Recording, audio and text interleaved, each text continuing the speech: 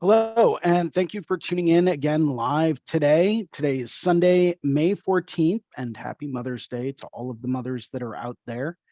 And it is 1 p.m., and I am your host, Jason Leeser.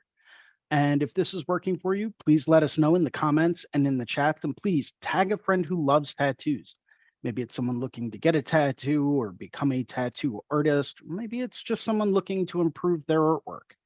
um, you know, Tag whoever, help us get the word out. And welcome to Guy Aitchison's Reinventing the Tattoo Community, where tattooers, apprentices, collectors, and the curious are encouraged to join in these live streams, real world events to share and inspire and ultimately create better art and tattoos together.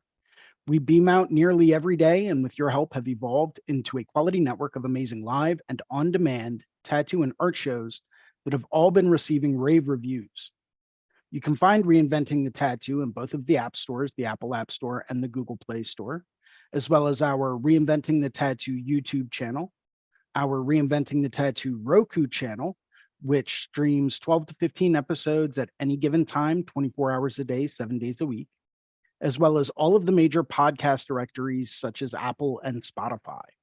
Or you can just search for Reinventing the Tattoo in Google, like most people, and you'll find everything there, except for the book.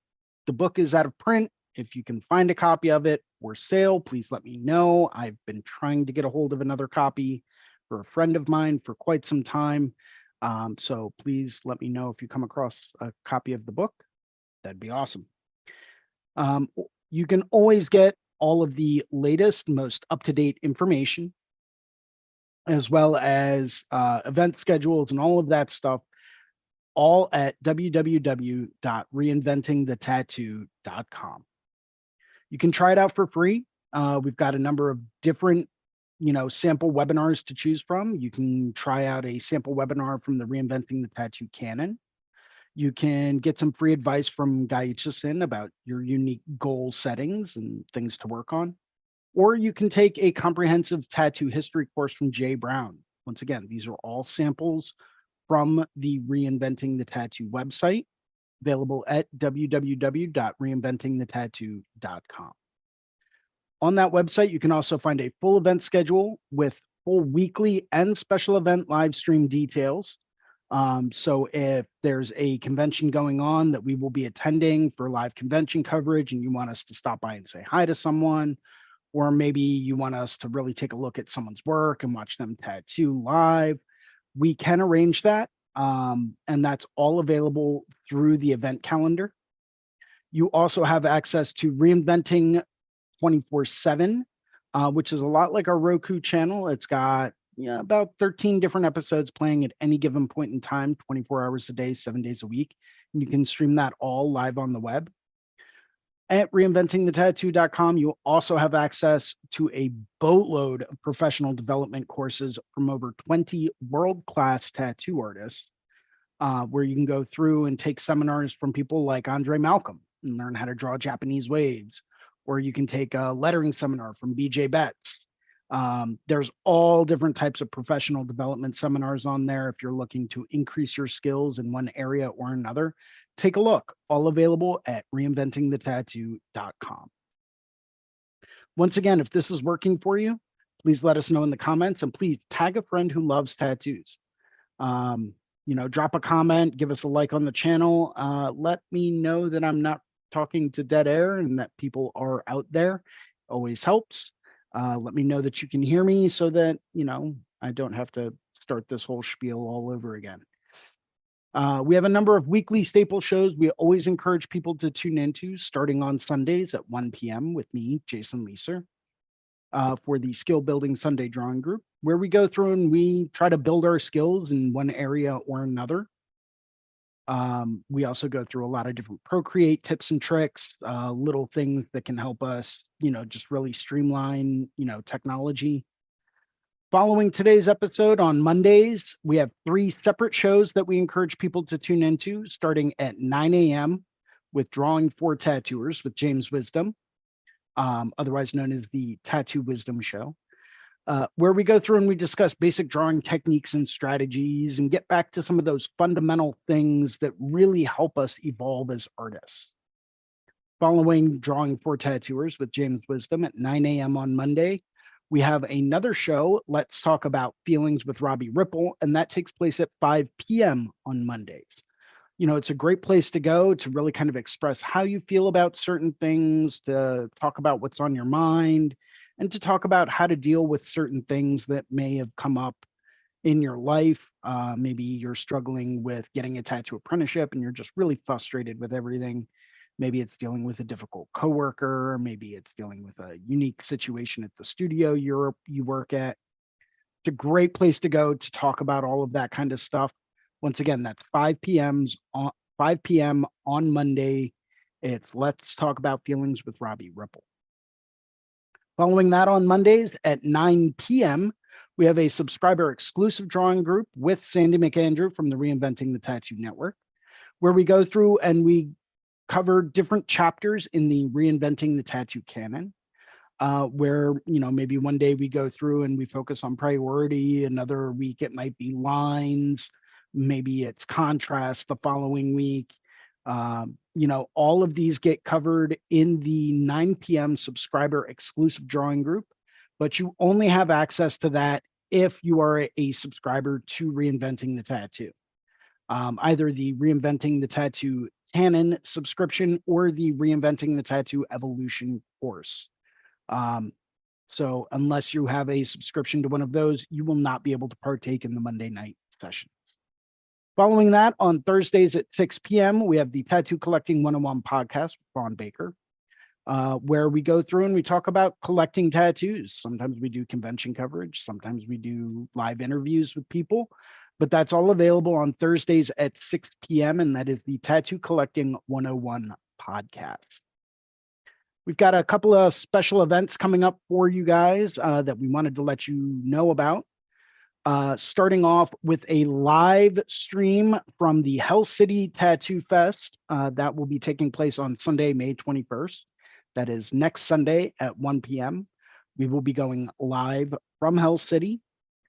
You do not want to miss that. There is some absolutely amazing stuff that takes place at Hell City every year. It's definitely one of the premier conventions in the country, and it's absolutely incredible. Definitely want to take a look at that. Following that, the following Monday, Monday, May 22nd at 12 p.m. Eastern Time, that's 9 a.m. on the West Coast, we have a live interview with prominent San Diego tattoo artist, Terry Ribera. Terry has been extremely influential in my own work and is an absolutely incredible human being, extremely talented artist, both fine artist and tattoo artist. Not that I really recognize the distinction between the two, but it kind of goes hand in hand. So you definitely want to tune in for that. He's one of the most diverse artists I think I've ever had the pleasure of talking to. So I would highly recommend you tune in. Once again, that's live on Monday, May 22nd at 12 p.m. Eastern Time. Would like to go through and take a minute to thank some of our sponsors and some of the people that make this show happen. Starting off with worldtattooevents.com, the largest, most comprehensive resource for tattoo events worldwide. They're constantly keeping everything updated and upgraded. They're constantly going through, as we know, living in this post-pandemic era. Certain events are still getting rescheduled like crazy. So if you want the latest and greatest, most up-to-date tattoo information coming to a city or town near you, or maybe it's one you want to decide to visit, you can always find the latest tattoo event information at worldtattooevents.com. Next, we have Tattoo Now, technology for tattooers, the leading edge in professional development, management, and digital tools for tattooers of all levels. They're constantly keeping everything upgraded and updated.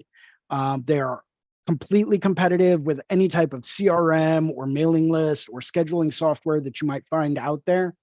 So if you're really looking for the tools to go through and bring in a lot more of those clients that you really want to tattoo, that really want the work that you want to do, tattoonow.com is the place to go to for those kinds of tools. They will get you all set up with automated scheduling software if you want, client email lists, you name it. They can go through and get you set up with any kind of system you might be able to imagine. They have been literally leading the industry with all of their technology for what, 2 decades now. So if you want the premier source for that kind of stuff, take a look at tattoonow.com. Of course, this wouldn't be Reinventing the Tattoo without a very personal and professional thank you to the man, the myth, and the legend, and the founder and inspiration behind Reinventing the Tattoo, Guy Aitchison. Go to guyaitchison.com, where you can find copies of his Biomech Encyclopedia, some of his tutorial DVDs. He might still have a couple of custom coil machines for sale, as well as numerous fine art prints and occasionally some original oil paintings for sale as well. And that's all available at guyaitchison.com. I would also like to say a very brief thank you and shout out to 2 of our affiliates, starting off with the Apprenticeship Diaries with Amy Nichols. The Apprenticeship Diaries is the #1 resource to go to if you are trying to become a tattoo apprenticeship, or if you are trying to become a tattoo apprentice or get into a tattoo apprenticeship. You're going to want to take a look at the Apprenticeship Diaries. There is some absolutely priceless information on there that you really need to know if you're really trying to become a tattoo apprentice.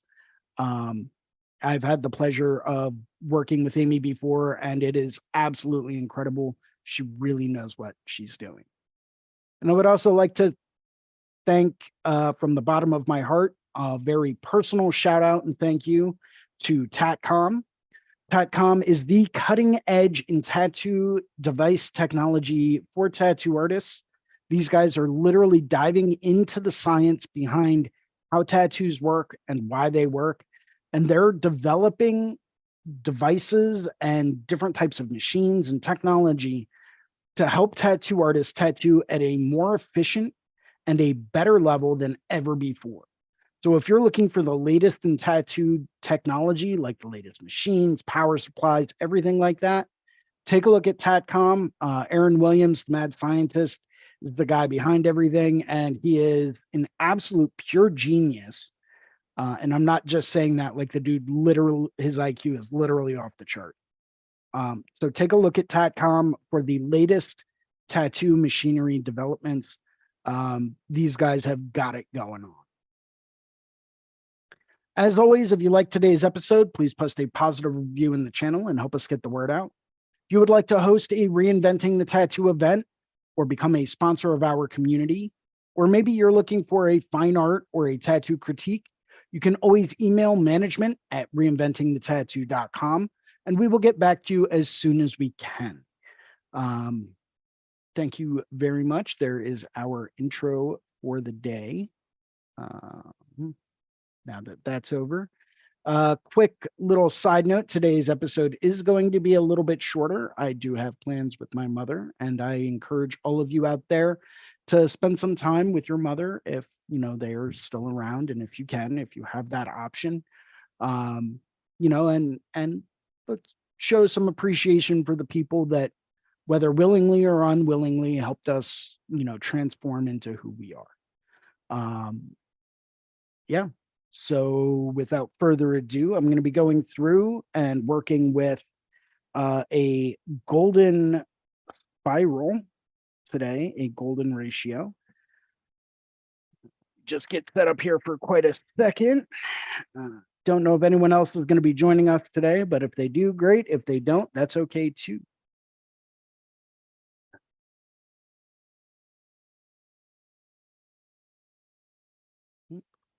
There we go. So this is actually a Procreate brush that I downloaded. I got a couple of different ones that show like golden spirals and golden ratios and different layouts, like the head and side view, front view. They've got a grid, they've got triangles and everything. So might have to do a little bit of digging on the interweb to find that set, but it's absolutely priceless. I use it all the time for a lot of different stuff. Highly recommend it. Today I'm just going to be going through and doodling and sketching. I'm just drawing up a little flower. Who knows? Maybe it'll turn into a tattoo for someone. Maybe it won't, but either way, I'm gonna give it a go and see what we come up with. Just gonna kind of go through and start sketching here. Whenever I'm drawing flowers, like I have my reference in the upper corner. I don't know if anyone can see that, but I do have a reference image here of what I'm gonna be working on today.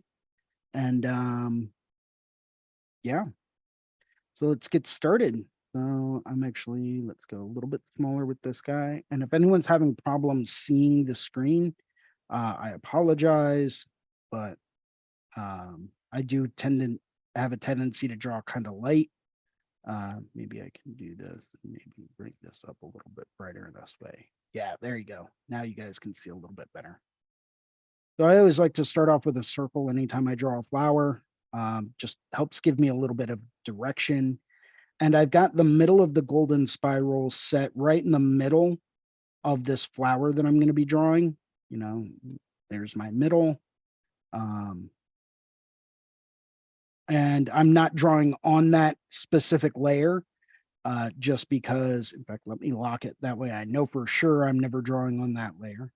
Because as we all know, if you've ever drawn in Procreate, sometimes you end up drawing on the wrong layer.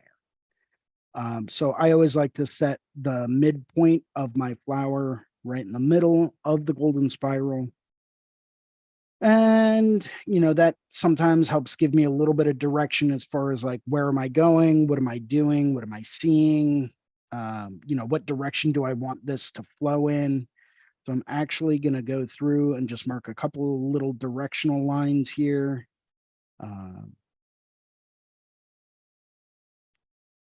Maybe I'll switch brushes for this.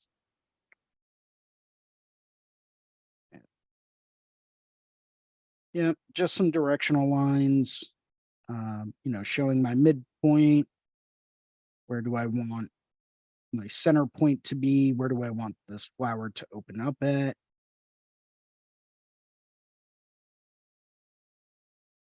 I think directional lines and approaching things in that kind of a nature, in that kind of a way, are always very important to help you keep the same direction whenever you're drawing anything, really.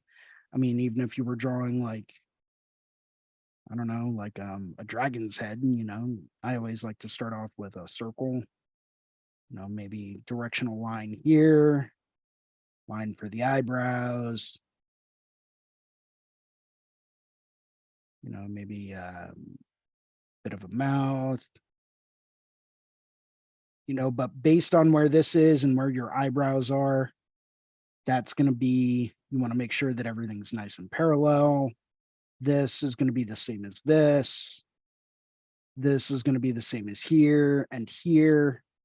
This is going to be the bottom part of the jaw. This is going to be the back of the head. So it really helps keep everything in line. I've got my center line here for the nose area. We can bring that down and we'll just curve that for the jaw. This way I know everything is in line and everything's going to work out exactly the way I planned it.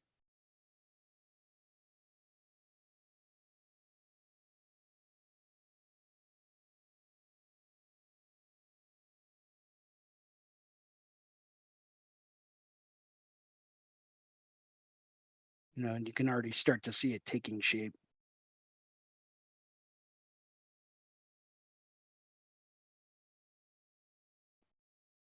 Just kind of blocking stuff in, nothing crazy. Obviously, as I would go through, I would work on my proportions a little bit better, maybe make the bottom dragon's mouth a little bit smaller, cause this to arc down a little bit further. But you get the basic drift and general idea. But because I like flowers and today is Mother's Day, I'm going to be working on flower. So as I mentioned before, I always like to start out with my directional lines, and then I'm just going to go through and do a couple of quick circles for mocking up, where do I want petals to be?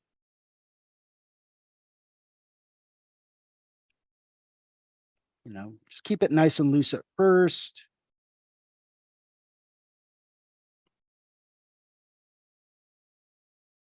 Maybe I'll have one overlapping here.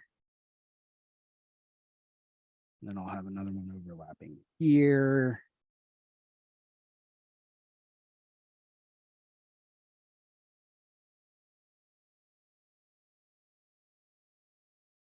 Then I'm going to want one to come up here. This guy's going to be a little bit bigger. Maybe it's going to be a little bit more open.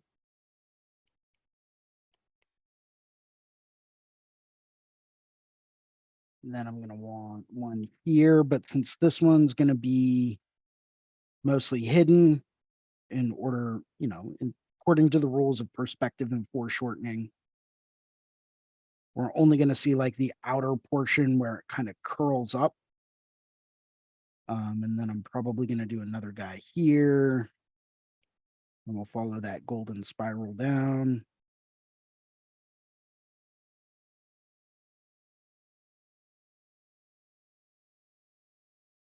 And I'll probably do one last guy over here, even though it's kind of out of bounds, but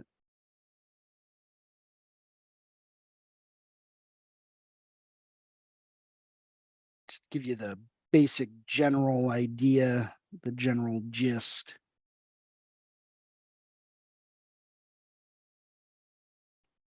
Trying to stick along with the way that this is going to curve as far as my spiral is concerned.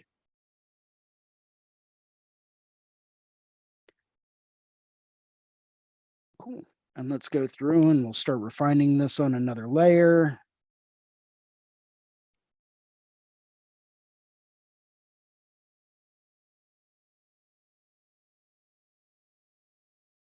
We're going to come up and once again, just kind of refining, putting our midpoints out for the petals. Where do we want those midpoints of the petals to be? Want this midpoint there. The one thing that I've always found difficult for myself personally, whenever drawing flowers, believe it or not, is keeping it simple and keeping the number of petals down, unless I'm drawing like a massive flower. Simplicity typically ends up being the key for flowers. Sometimes the less petals, the better. So I try not to overdo it and overcomplicate things. We'll just do a couple of like inner ridges and inner layers of petals.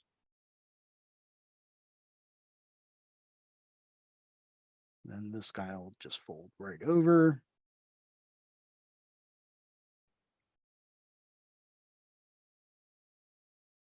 That one will just have a little bit of a fold over. This guy is going to be here. Get our midpoints in there. This is my midpoint. Bring that up a bit more. Maybe have the edge there. This guy's going to have a couple of foldovers. My midpoint.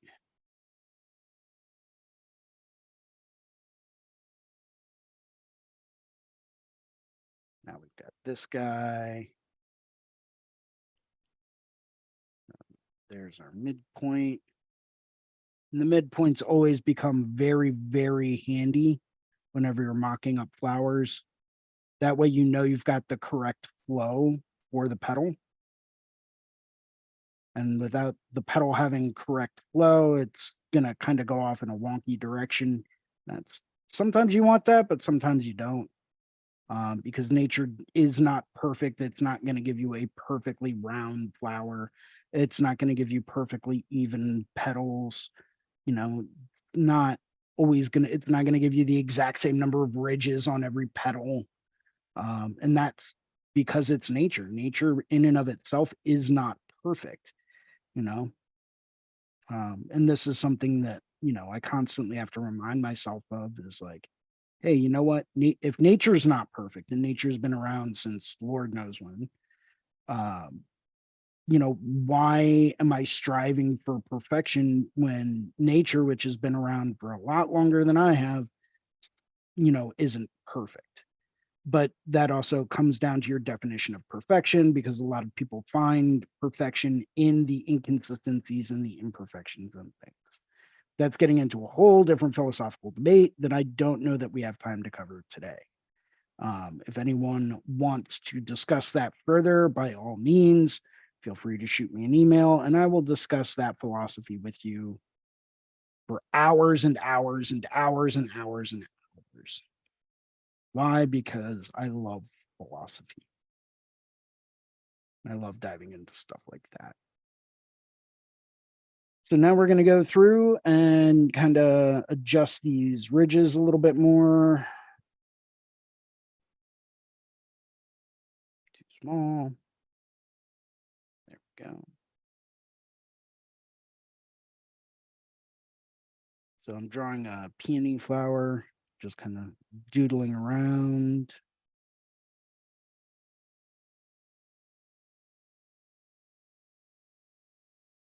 When I go through and I do my final line drawing, actually, let's go through. I'm going to use a different brush.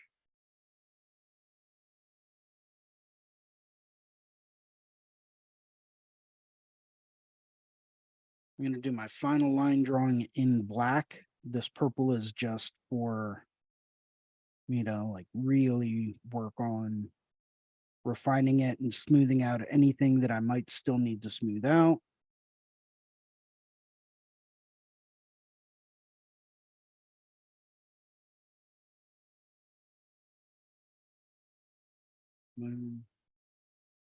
Good.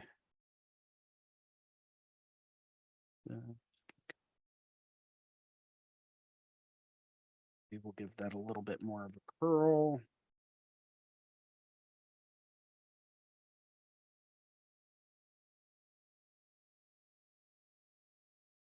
Good. This can come down and we'll give that like a little spike. I don't know why, I just like I like sharper petals. Sharper edges on petals and sharper angles on petals typically, in my opinion, tend to have a little bit more of like a harder or more jagged, a bit of a tougher, meaner kind of look, as opposed to a lot of very soft, rounded edges.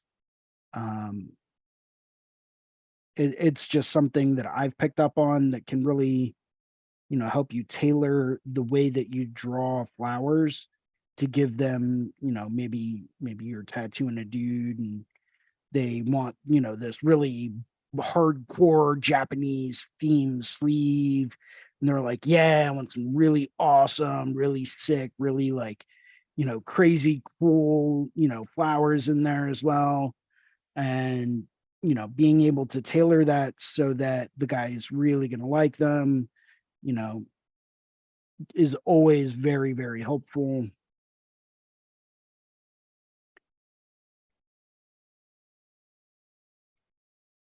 Just kind of bring that guy out, show where that curls around a bit.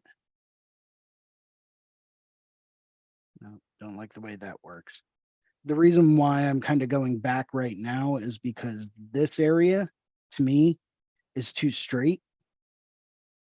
So I want to give that more of a rounded kind of look. That's better. Much better. On these interior petals, you don't really have to worry about it too much as long as the back portion is nice and rounded.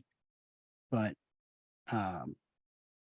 you typically, for these outer petals here, you really want to make sure that you emphasize the roundness on those. It's just something that's going to help you in the long run. That's why, like, I kind of doing like little half circle here, or well, big half circle, little one, big one, kind of breaks things up a little bit more. Helps keep it a bit more visually interesting. And who's going to want to look at something that's literally just the same consistent arcs all the time? it's not always the most visually interesting, but if you break it up with like small ones and then big ones, and if you try to alternate, maybe I'll do a small one and then a much bigger one here, it makes it that much more visually interesting. Now, and I'll curve that back a little bit. And a lot of things come down to rhythm, right? Are you creating a rhythm with your drawing, with your sketch, with the way that your petals are? Because rhythm is going to create a sense of movement, and that movement is going to carry the eye around whatever it is you're drawing. So you've got uh, you've got diagonal angles create a sense of movement. Uh, Patterns, long gradients create a sense of movement because naturally the human eye wants to find out where that gradient started and where is it going. It's a natural curiosity, that's implanted deep in our psyche, and it's like a natural curiosity for all humans, visually speaking, is we want to see where things originate and where they go. And that's just kind of, the way that they work. It's the way that our minds naturally work.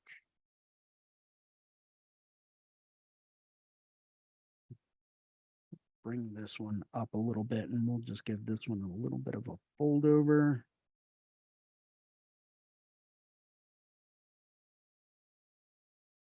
That's going to be better.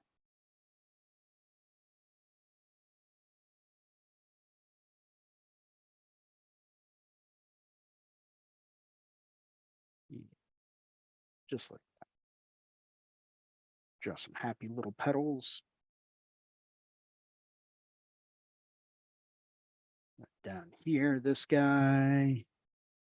Give this one a big one here, and then a little one, well, medium-sized one. And then back, and then that's over.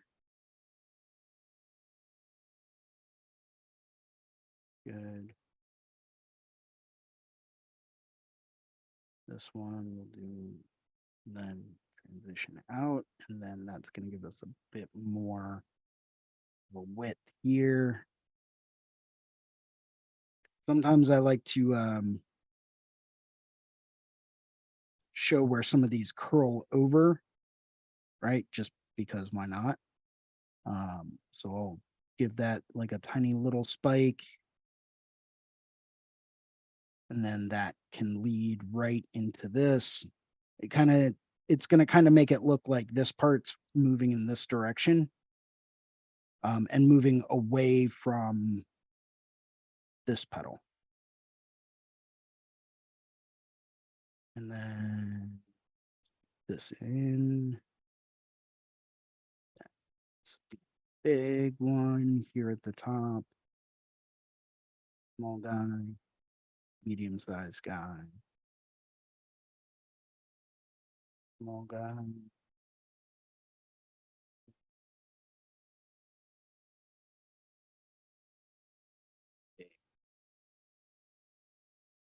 Bring this down and then stop.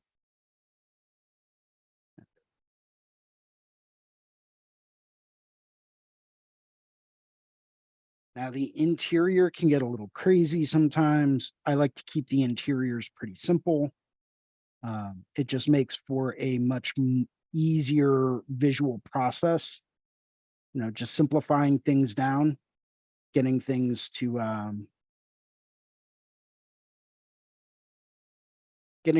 read well, because you don't want to be sitting there being like, oh man, now I got to break out, something super tiny to do this one small little area.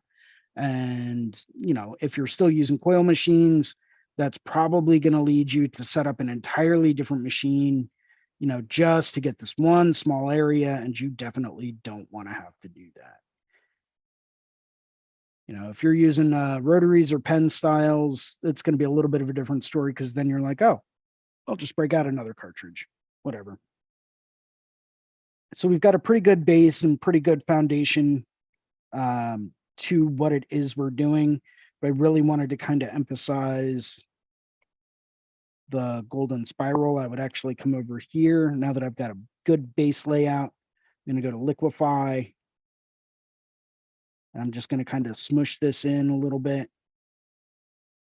Just kind of follow that natural curve a little bit more.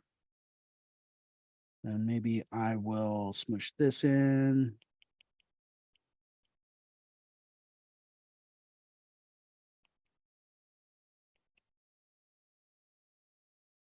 Liquify is great for doing very, very kind of fine adjustments. If I was going to do some bigger adjustments, I'd probably use the warp feature under transform. But because I'm just working on some like little minor stuff, I think this will be just fine.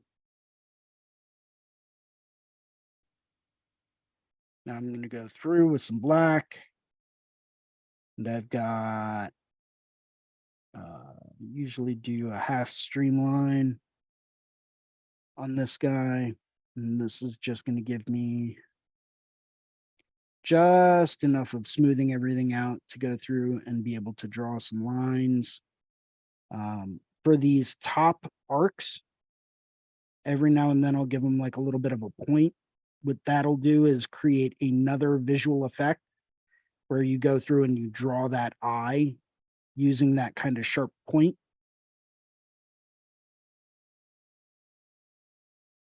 And you know what? I'm going to give this a bit of a different feel. Make this a bit more central.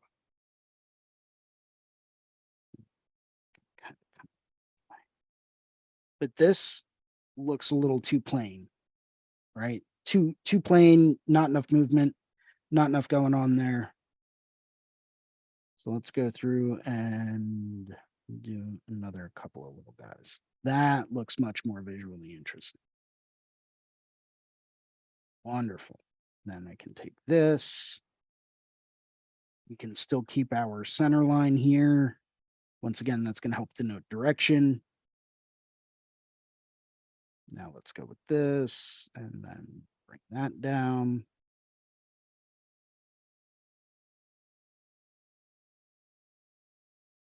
Then this guy.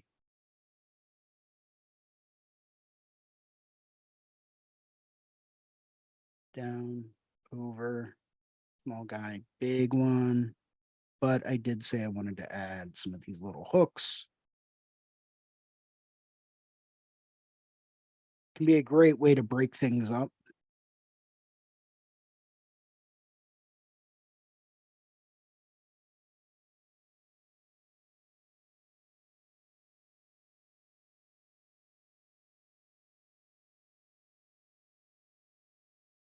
You know, sometimes you can even add them to spots like this on the side of petals.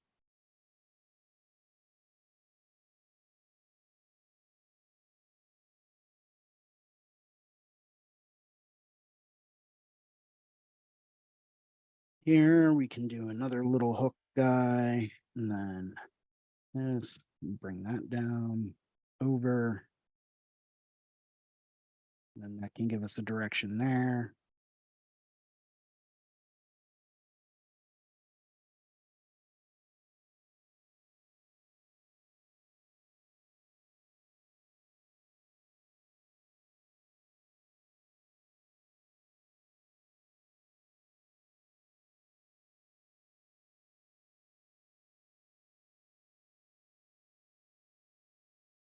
This will just kind of flow over.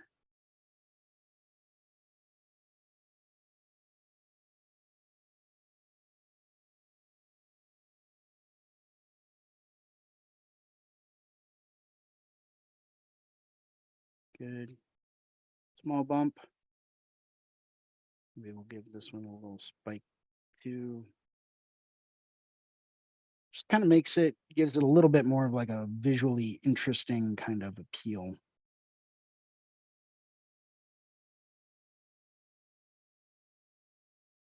And once again, nothing has to be absolutely perfect because it's nature. Nature is not perfect.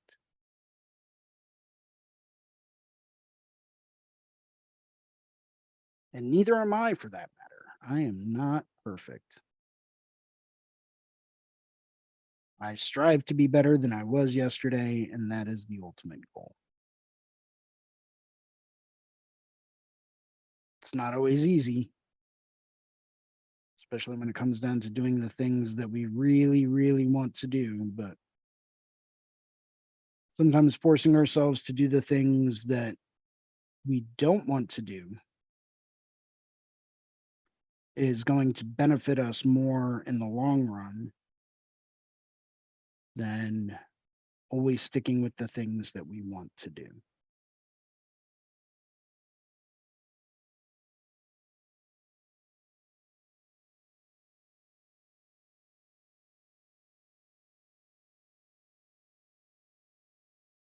Also, adding these little spikes in there is great for directional changes. Just try to keep that in mind. Let's see.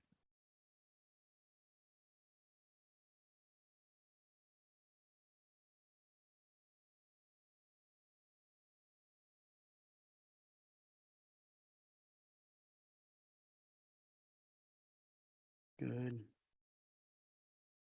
Yeah, got it.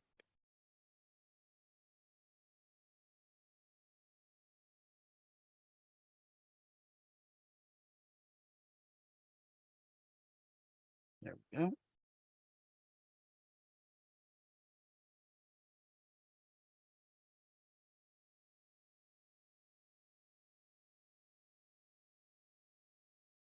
Let's do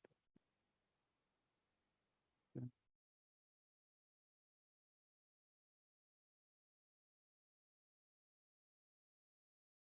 Good.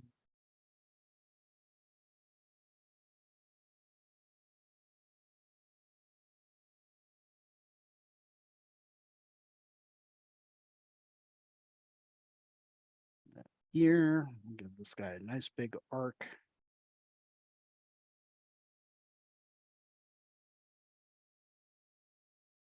This one's going to get a little one of these guys.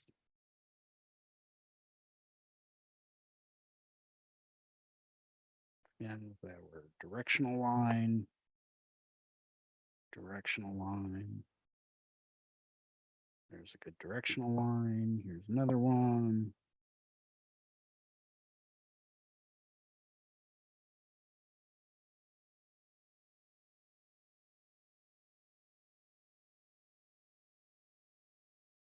Another one.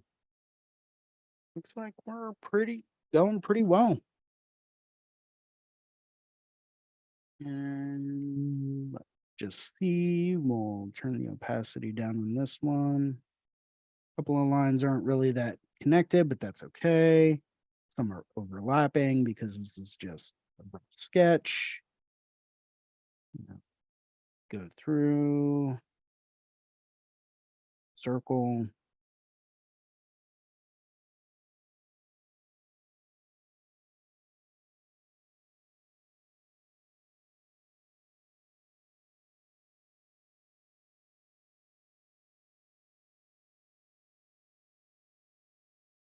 Bring all of our directional points in.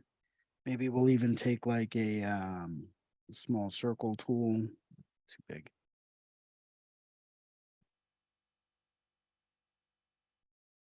We'll just go through and give the interior some circles. And now we can go through and start shading. Sometimes I'll take these tiny little the tiny little interior portions.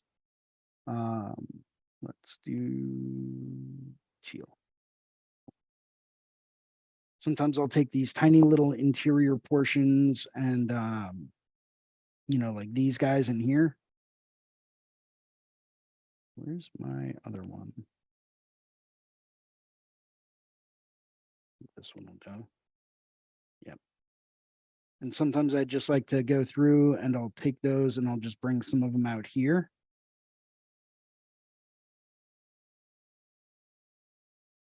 And this always gives it a little bit more of a characteristic. Just makes it a little bit more visually interesting sometimes.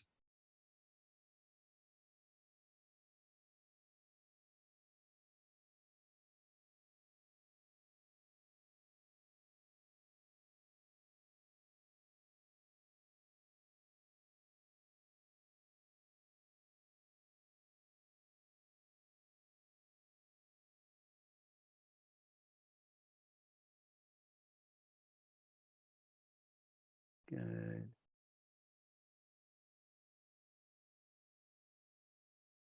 No, don't want to do too many of them. Sometimes I'll do more than one in one spot. Um, just kind of depends on where I want people to look. They can be great little additions. Then I would just go through and I would kind of, just utilize that in a different way. It's just something to think about, different ways to spice things up.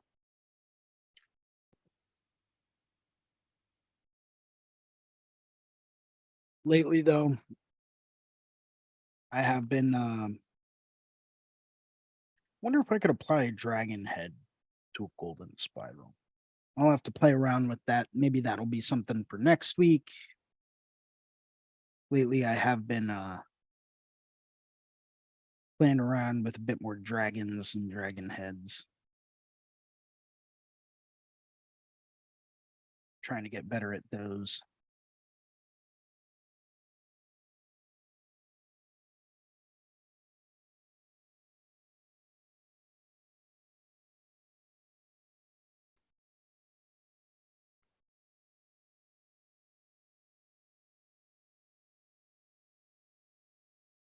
Been trying a couple of different drawing techniques, taking a few seminars from different people about, ways that they draw dragons and stuff like that. And, just trying to work on it, just trying to get a better idea. But once again, directional lines show me where my midpoint is. If I'm doing something like, you know, dragon looking kind of downward, these might end up becoming my brow lines. If I was doing a dragon looking upward, it would have probably a different feel. Probably something like,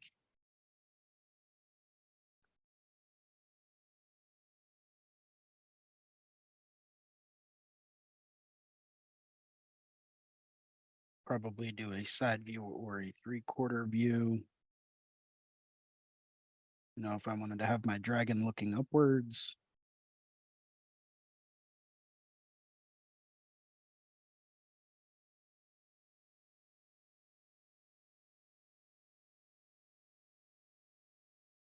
And then I would bring the nose or the snout down, starting at the midpoint, all the way out and over. Let's take this guy, though. We'll move him over in this direction. Then we'll take this guy and we'll move him over in this direction. Rotate him a little bit.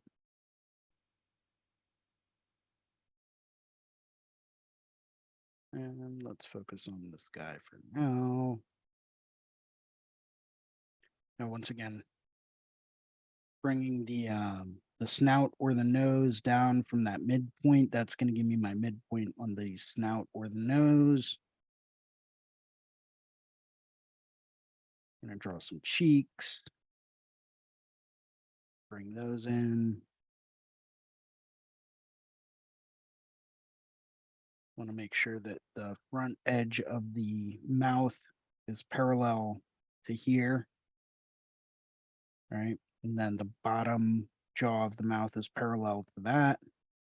This way I know everything's going to line up and it's not like I'm going to have, a nose pointing in that direction, if I did something like that, and now it just kind of looks weird. So I guess you could use that if it was snarling. But, sometimes you'll see dragons with like awkward mouths like that, and it just doesn't work well. Always make sure these are parallel because jaws by nature are pretty parallel. Oh, Creatures Cave, you're very welcome anytime. It's always a pleasure having someone drop a comment. So, and now I'm going to go through nose. I'm just kind of do one of these guys. Noses can be a little bit difficult when drawing dragons because everyone draws them a little bit differently. I like to go through and use ovals and then like almost a tapering rectangle to kind of show distance, maybe little nostril guys there and there. Some people make the nostrils bigger, some people make them smaller. I'm still trying to figure out how I like to draw mine, the best. Um, I'll give this a little bit of a cheekbone. This would be a little bit of a cheekbone, although you probably wouldn't see too much of that. And then we'll do a little bit for the mustache. I always like to give it like a little bit of a curve here. Same thing with down here for the beard. Once again, making sure that everything stays in line. I'll give this the same curve. That way I know everything is parallel, and that'll be the bottom lip.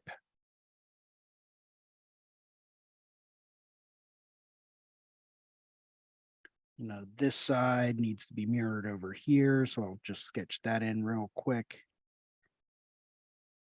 You can already start to see it kind of taking shape.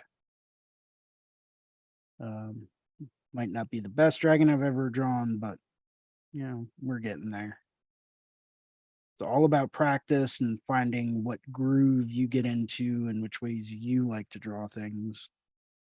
Now, as far as like the back beard along the sides of the head, I always start out with like 2 different ovals because I was like, sometimes 3, maybe we'll do 3, depending on how many ridges there are and how big of a, you know, beard you want this dragon to have. Move this guy up a hair. And then just for placement, I always like to just draw straight lines first. Each one of these lines, by the way, is going to represent an angle of the beard.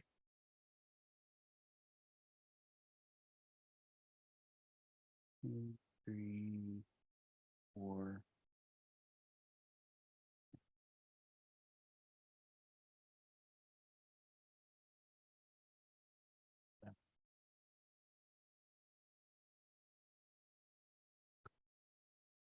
Same thing with the beard. I would do 1, 2, 3, 4. And then tiny little guy in the middle. So 1, 2, 3, 4.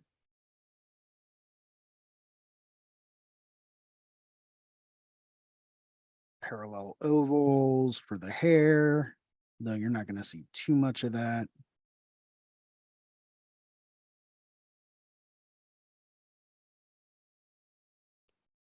Cool. And let's start refining this.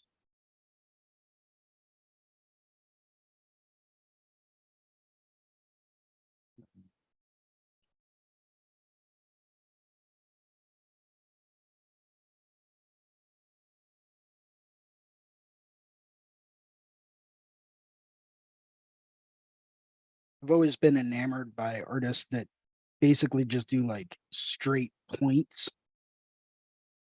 for the hair of the beard of a dragon. I always think it creates a lot more of a dynamic visual kind of presence.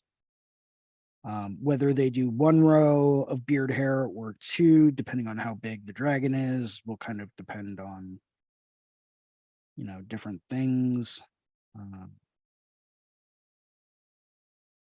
But still, you're basically just drawing spikes.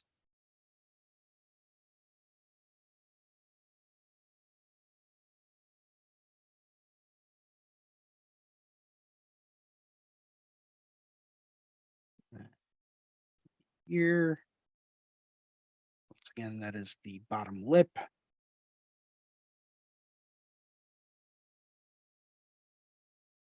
And then you actually see a little bit of the bottom of the jaw there. Some artists like to add lines there. This can kind of come down. But before we draw that part, I always have to stop myself. We need to draw the beard first. There's a spike. There's a spike. There's a spike. Spike. Now, like I said, probably not my best dragon I've ever drawn, but they're fun to draw anyway, even if they don't turn out the best.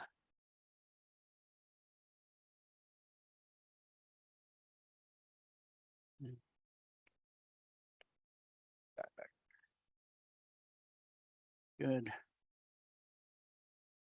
Now I kind of did a squared off front nose. So let's go through and we'll play with the nose shape a little bit.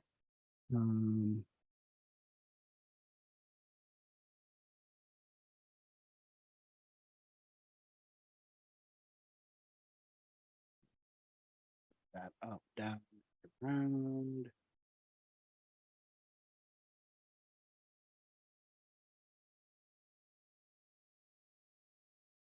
I always like to give the nostrils during the next phase of sketching where you're kind of refining the forms. I always like to give them a little bit of a sharper angle. Nice big old schnoz. And then from here, this can drop back. Move right along the ridge of the nose. And then this, we'll just give this a couple of curved lines when we go to do it, almost like little joints. This will come apart, and then this will be our cheekbone. Wonder who's here. Don't know. But cool. And we are just about out of time for today, guys. Thank you very much for watching as always. Maybe next week we'll continue on with these dragon sketches and we'll see where things go. Thanks a lot for tuning in, and I hope everyone has a great day and happy Mother's Day to everyone out there. Thank you very much.